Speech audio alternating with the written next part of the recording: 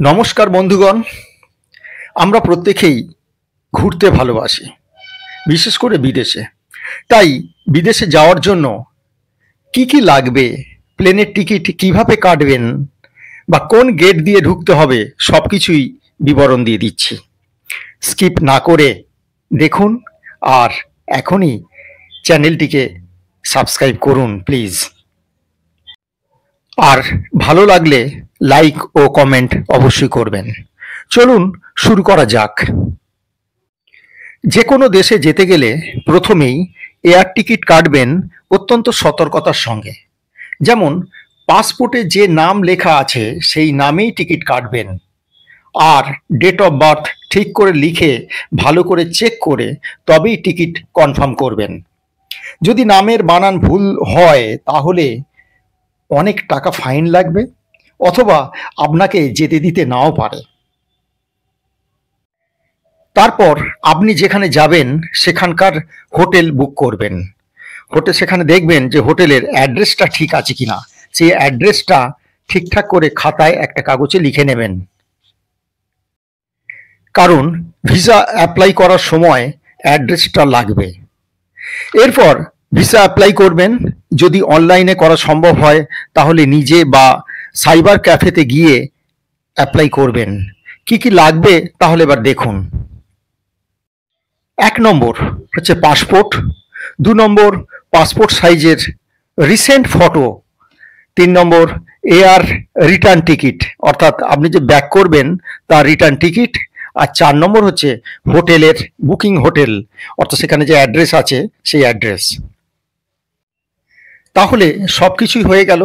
এরপর কোথায় ঘুরবেন, কিভাবে ঘুরবেন, টাকা এক্সচেঞ্জ কোথায় করবেন, কিভাবে করবেন, সবটাই প্ল্যান করে নেবেন।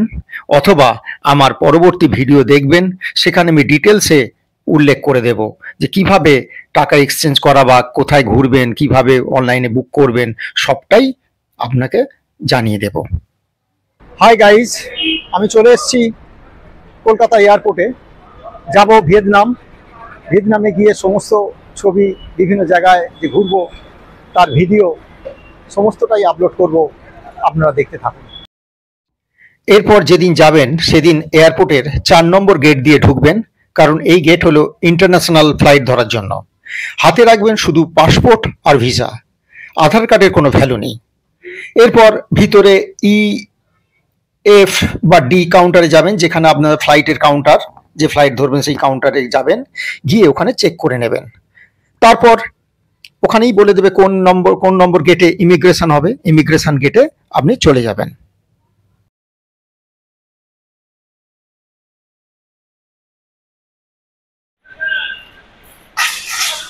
এরপর ওখানেই বলে দেবে কোন কাউন্টারে ইমিগ্রেশন হবে, ইমিগ্রেশন করে নিলেন। তারপরে আপনার সঙ্গে যা যা আছে সবটাই ওখানে চেক হবে, ব্যাগ চেক করে নেবে। চেক করে নিয়ে আপনার ফ্লাইটের গেট নাম্বারের, যেখানে যে গেট দিয়ে আপনি ফ্লাইট ধরবেন সেখানে পৌঁছে যাবেন।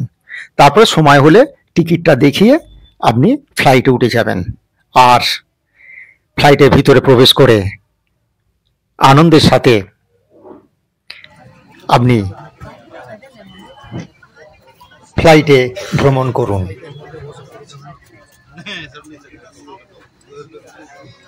ফ্লাইট যখন টেক অফ করবে তখন দেখবেন যে ছোট ছোট নিচের বাড়িগুলো ছোট ছোট দেশলাই খোলের মতো লাগছে।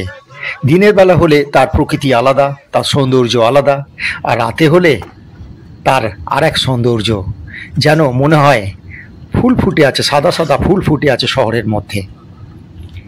নমস্কার, আবার পরবর্তী ভিডিওতে আপনাদের সাথে আমার দেখা হবে।